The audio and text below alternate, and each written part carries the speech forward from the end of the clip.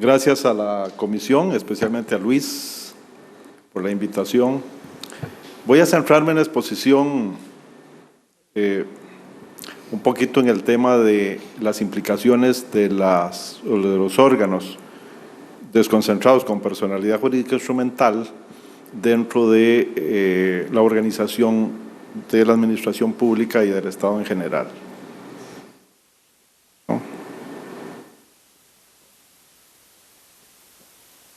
Bien, bueno, lo primero, para no desentonar, voy a hacerlo sentado. Corro el riesgo de dormirme yo, pero vamos a hacerlo así. En primer lugar, la organización administrativa y la organización del Estado en su conjunto tiene el propósito instrumental de ser el medio para alcanzar unos fines para resolverle necesidades a la gente, necesidades a las personas.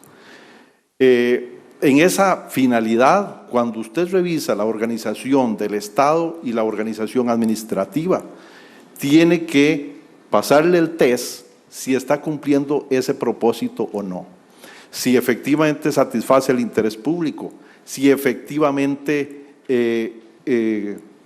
satisface o realiza los derechos fundamentales de la gente, etcétera. ¿Cumple ese propósito o no? Cuando nosotros nos damos cuenta que en la organización nuestra, por ejemplo, el solo hecho de que haya un 20% de pobreza, usted dice, algo está pasando en el diseño institucional que no cumple el propósito al cual fue llamado. Cuando usted sabe que hay lugares en este país donde prácticamente es como un Estado fallido, donde no se garantiza, el Estado no garantiza ni vida, ni libertad, ni propiedad, eso significa que el Estado no está cumpliendo en su organización y en su funcionamiento con la finalidad constitucional y pública para el cual fue creado y diseñado. Entonces, cuando eso sucede, la respuesta inmediata es algo falla en la organización. La organización entonces no es la idónea para el cumplimiento de los fines públicos. Lo primero que uno entonces debería de preguntarse es ¿qué valor público, qué valor agregado, dirían los economistas, es el que una institución o un diseño de organización agrega para el bienestar de las personas? Y es allí donde a mí me parece que la pregunta que tenemos que hacernos también alrededor de esta proliferación de órganos desconcentrados con personalidad jurídica instrumental. Pues, en primer lugar, insisto, el diseño de la organización en general, la actividad, tienen que estar orientados a una finalidad pública. Ahora, hay una serie de principios que orientan la organización administrativa y en general la organización del Estado, pero vamos a concentrarnos en el tema de la organización administrativa. Y evidentemente ahí tenemos el principio democrático y ahora uno derivado de el principio de participación del ciudadano en la gestión pública. Evidentemente tenemos principios de transparencia y rendición de cuentas, principios que tienen que ver propiamente con la organización, supremacía, autonomía, coordinación, etcétera, y los principios que informan directamente la actividad como la eficiencia, eficacia y la efectividad administrativa. En Costa Rica hay un problema en el diseño que se está provocando. Hay dos principios, para solo tomar dos de tantos que se mencionan, hay dos principios que su tensión explica mucho la organización y el funcionamiento de la administración. Y esos son el principio de unidad y acción del Estado, por un lado, y el principio de autonomía, por el otro. Ahí hay una tensión entre estos dos. Siempre cualquier órgano o ente con un grado de autonomía siempre tratará de sobredimensionar su autonomía en contra de los criterios de autoridad del principio de unidad de acción del Estado. Y los que están en la posición de superioridad y de órganos que definen las políticas públicas siempre tardarán de, por el contrario, interpretar a favor, evidentemente, de esta tendencia. Lo que pasa es que en el país esto se ha debilitado sustancialmente y además tanto el legislador a la hora de crear diferentes órganos o entes como la interpretación, especialmente de la Sala Constitucional, ha sido favorable a esos ámbitos de autonomía en contra del principio de unidad de acción del Estado. Y eso lo que significa es que cada vez menos entes están sujetos o sometidos al Plan Nacional de Desarrollo, al control de las finanzas públicas, etcétera. Entonces, todo es como irse saliendo de esos esquemas de controles que son propios, insisto, de la unidad de acción del Estado y de todo lo que tiene que ver con políticas públicas. Entonces, de pronto ya obviamente tenemos las municipalidades, entonces se dejan por fuera, a la caja del Seguro Social se empieza a dejar por fuera, y así sucesivamente. Y la tendencia a los órganos desconcentrados con personalidad jurídica instrumental va por este sendero. Y este sendero, insisto, debilita la posibilidad de un gobierno donde la política pública, que es una política, como vamos a ver, con legitimación democrática, se pueda imponer a todo el territorio nacional, a toda la población en su conjunto. Porque este conflicto, esta tensión lo impide. Ahí tardaría demasiado. Pero algunos problemas, para señalar algunos problemas. Tenemos problemas en la forma de gobierno, me refiero al sistema presidencialista, pero no, eso es constitucional, dejémoslo ahí de lado. Tenemos problemas con un poder ejecutivo, especialmente el tema de las rectorías débiles versus instituciones descentralizadas fuertes. Es impresionante ver lo poco que pesan las rectorías frente a instituciones descentralizadas. Y hablo un Ministerio de Salud versus la Caja, un MINAE versus el ICE. O sea, es que honestamente ni su capacidad técnica y mucho menos financiera de poder responder, y muchas veces incluso su marco jurídico tampoco es el apropiado. Entes y órganos de control y regulación solventes versus administración activa que languidece. Y eso se ve hasta en reglas de empleo público, de remuneración de los funcionarios, tanto de unos como en otros. Descentralización funcional fuerte versus una descentralización territorial débil. Supremacía, el principio de supremacía de unidad de acción del Estado débil versus el principio de autonomía cada vez más fuerte, como les he explicado. Dificultades en la coordinación versus una fragmentación del Estado. En estos días discutíamos, por ejemplo, la posibilidad de algún control de las inversiones en energía, en generación de energía eléctrica. Eso no se imaginan las dificultades que es hablar de eso cuando cada uno de los, digamos, prestadores de los servicios de electricidad ha sido creado por una legislación absolutamente independiente, sin coordinación entre ellos y sin una gobernanza común, ni técnica ni política. Es dificilísimo esta tarea.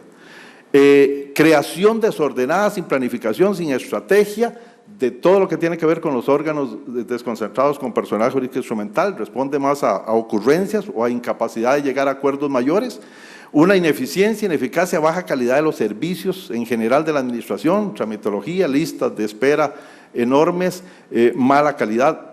Pongo la educación ahí, es una manera de ejemplo, disculpe los que son del sector educación, pero pasamos evidentemente de 4 puntos y algo del PIB a prácticamente 7 del PIB, no llegamos todavía a los 8, pero la educación es lo peor que tenemos, medida por estándares internacionales, no mejora sustancialmente, no hemos mejorado la escolaridad, no hemos mejorado sustancialmente la deserción, etcétera. Y todos esos problemas, insisto, es un diseño que no responde a las necesidades de la gente, no está llegando, no está creando capacidades humanas. A los que han leído en algún momento a Amartya Sen, no está ayudando en ese sentido. Y la incapacidad obviamente para ejecutar incluso los créditos o empréstitos internacionales y la infraestructura que se necesita, no se avanza en eso. O sea, un Estado con unas falencias serias. Saltémonos esto, es la distinción entre descentralización administrativa y desconcentración administrativa, o entre delegación y desconcentración administrativa. Eso lo encuentran ustedes en cualquier texto de derecho administrativo. Me quiero concentrar aquí. Tenemos que, cuando hablamos de órganos desconcentrados con personalidad jurídica instrumental, tenemos entonces dos ámbitos ahí. La desconcentración por un lado y la personalidad jurídica que se le agrega. En primer lugar, la desconcentración, ustedes, si solo se quedan con el 83 de la Ley General, entonces sí, tenemos mínima y máxima. Pero no es así. Si ustedes revisan las leyes sobre estos tipos de órganos, se darán cuenta que muchas de ellas, y yo lo bauticé, le puse superior, para ponerle algún nombre, es una desconcentración donde ya no es solo el rompimiento de los típicos instrumentos del principio de jerarquía, es los típicos instrumentos del principio de dirección en sentido amplio, o de tutela administrativa, o dirección intersubjetiva, como quiera llamarle, o de superioridad en el marco de la administración pública. Allí ya no solo al inicio es que limitan, insisto, estos instrumentos de la jerarquía administrativa, sino que se van incluso a limitar la injerencia o vinculatoriedad que pueda tener el plan, ejemplo, de una institución respecto de esos órganos, y mucho menos sus potestades de dirección, cero. Hay algunos de estos órganos, pongo un ejemplo conocido por este servidor, por ser de ARECEP, SUTEL, entonces, donde incluso la propia ley dice más bien cuáles son estrictamente las competencias que tiene la Junta Directiva de ARECEP respecto de SUTEL. Y quiero decir que limitado, donde los instrumentos de la dirección, planificación, reglamentación, control, coordinación, dirección, sanción, usted toma cada una de ellas para evaluar un régimen jurídico de algunos de los órganos relacionados con su campo de acción y se dará cuenta rápidamente de la particularidad de su régimen jurídico, que, insisto, puede ir mucho más allá de lo que establece la desconcentración mínima o máxima de la Ley General de Administración Pública. Bueno, estos órganos con personalidad jurídica instrumental, aquí quiero decir una cosa muy específica. Desde su mención por la Procuraduría General de la República de personificaciones presupuestarias, nunca estuve de acuerdo con ese concepto. Las personificaciones presupuestarias, me parece a mí que deben haber alguna en el amplio listado que según nuestro colega son 68. Debe haber algunas. Dice, algunas cuyo propósito esencial es efectivamente, digamos, darle alguna protección y alguna agilidad, alguna eficiencia en el manejo de un presupuesto. Pero lo usual en la personalidad jurídica instrumental es que el centro de atención creo que no está en la desconcentración, está en la personalidad jurídica instrumental. Es decir, en la capacidad de actuar como sujeto en el mundo jurídico, de contraer obligaciones, de poder establecer convenios para el cumplimiento de unas finalidades públicas. Lo otro es instrumental a esa finalidad pública, como también lo es la personalidad jurídica instrumental. Quiero decirle que la doctrina española, de todas maneras, la personalidad jurídica como tal ya es instrumental, siempre es instrumental. Es instrumental a la persona humana, para quien es un derecho fundamental por el derecho internacional. El reconocimiento de la personalidad jurídica es parte de un derecho fundamental a toda persona física, como lo es para una persona jurídica, es también instrumental a unos propósitos y a unos fines. Entonces, creo que por ahí es donde se centra la atención.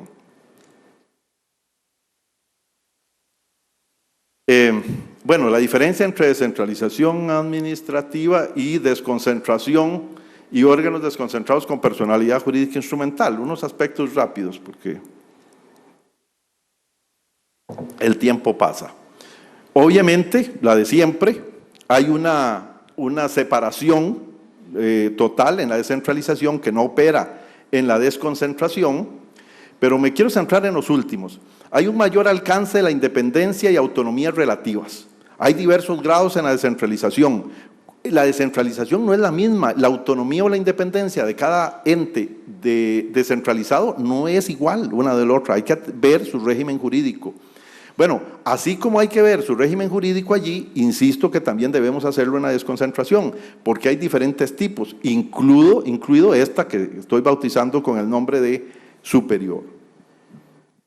La autonomía va en relación directa con la tutela administrativa y con los instrumentos que tienen el ente matriz para ejercer algún control, alguna dirección, establecer alguna política en favor del principio de unidad de acción institucional o del Estado en su conjunto. Y eso habría que verlo en cada caso. Ok, aquí me puse a repasar un poquito la lista que tenía de todos los órganos desconcentrados con personalidad jurídica instrumental.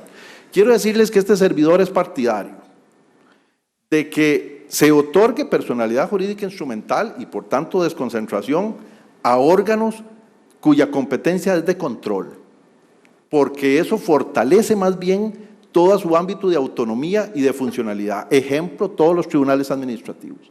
Así es que todos los que son tribunales administrativos que se les ha otorgado, a mí me parece una buena técnica. Ayuda, fortalece definitivamente esa independencia, su capacidad de funcional, administrativa, gracias, su capacidad administrativa y de paso la independencia, la objetividad, la imparcialidad que estos deben tener. Así es que para ese tipo de órganos a mí, y de competencias, a mí me parece apropiado y termina siendo una garantía más para el administrado de imparcialidad, de independencia, etcétera, etcétera. También lo es para órganos de regulación. Todo lo que tiene que ver, por ejemplo, con SUTEL, SUGEP, SUPEN, etcétera. Todo lo que tenga órganos de regulación a mí me parece bastante apropiado, porque lo que logra esa, no solo la desconcentración, sino la personalidad jurídica instrumental, de alguna manera es otorgarle un blindaje respecto a la injerencia externa, ya sea del propio jerarca de un órgano, de un ente, del ente al que pertenece, o externa de algún tipo. Así es que eso me parece a mí que está muy, digamos que está bien. Luego también los órganos de especialización técnica, por el mismo criterio que estoy expresando, de lograr de alguna manera independencia. Sí, coincide mi celular con esto.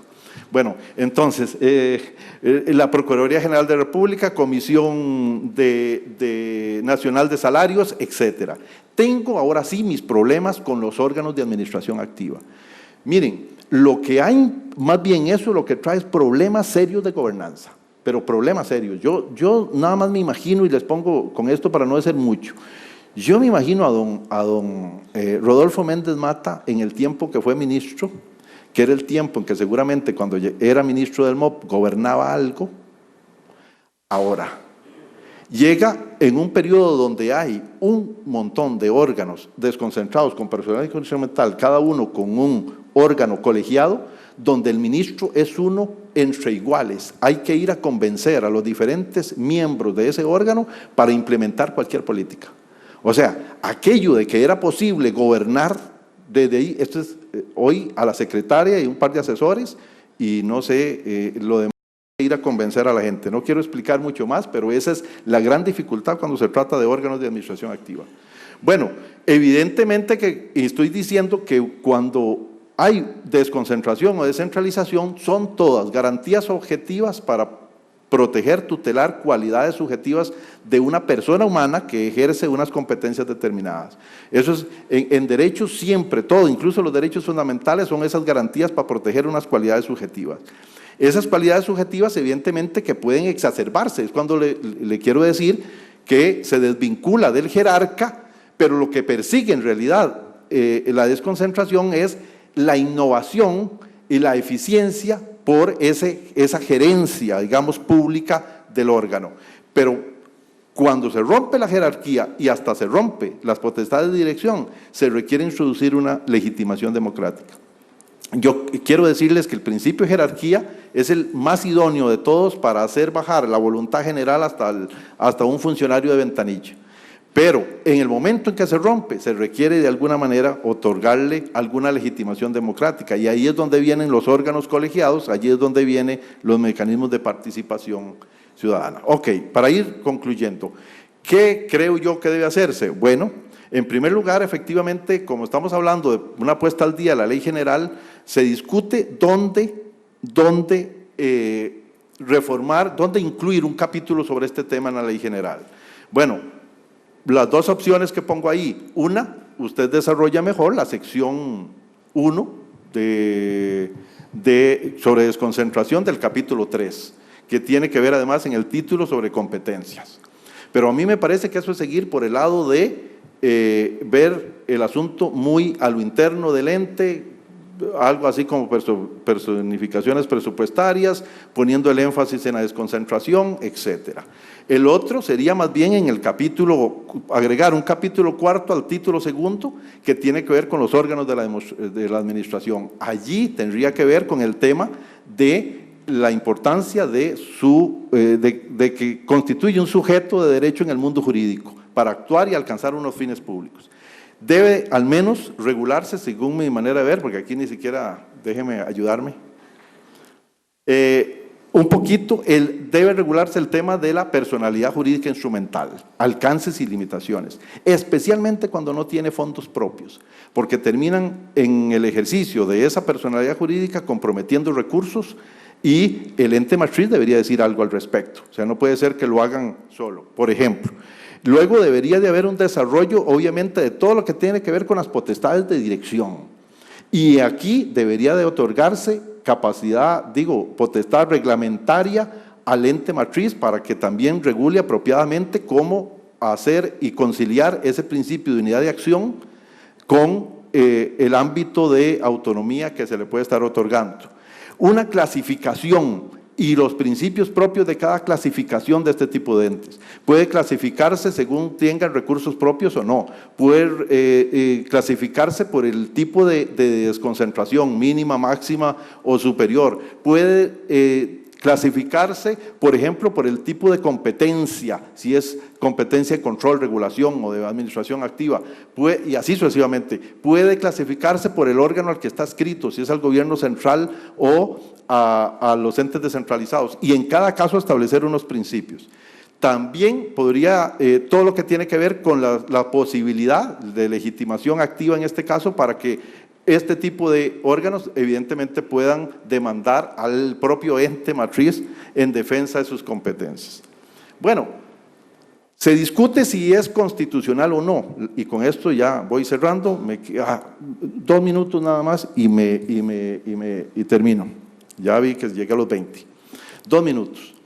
A mí me parece que hemos hablado siempre doctrinalmente que el legislador está vinculado positivamente, eso significa que no puede ir más allá de lo que la Constitución establece en materia de derechos fundamentales.